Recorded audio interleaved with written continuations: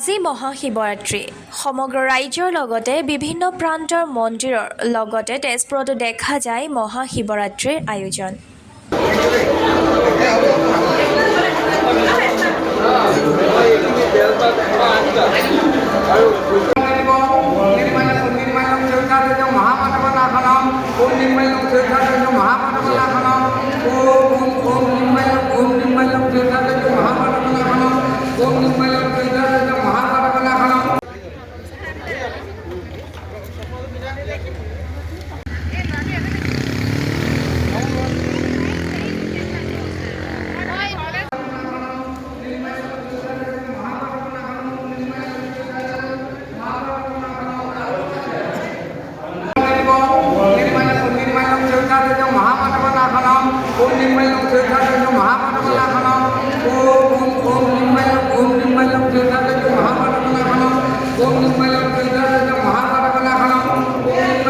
নমস্কাৰ, আমি শ্ৰী শ্ৰী কেতেকেশ্বৰ দেৱালয় পৰিচালনা সমিতিয়ে সমূহ তেজপুৰবাসী ৰাইজক শ্ৰী শ্ৰী মহাশিৱৰাত্ৰিৰ ওলগ জনাইছোঁ আৰু আমি এই সুযোগতে সমূহ তেজপুৰবাসী তথা অসমবাসী ৰাইজক আমি আজি এই উদযাপন কৰা পূজালৈ আপোনালোকক আমন্ত্ৰণ জনাব বিচাৰিছোঁ।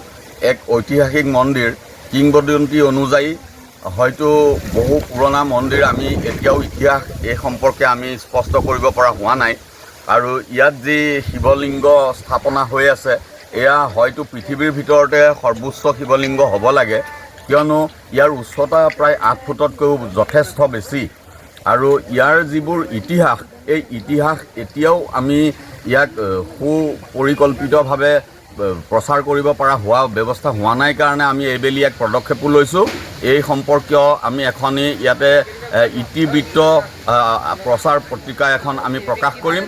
আজি এই আপোনালোকক ইয়াৰ জৰিয়তে জনাব বিচাৰিছোঁ, যদি কেতেকেশ্বৰ মন্দিৰৰ অতি পুৰণি ইতিহাস তথা তথ্য আপোনালোকৰ হাতত আছে তেনেহ'লে আমাৰ পৰিচালনা সমিতিলৈ আপোনালোকে প্ৰেৰণ কৰক।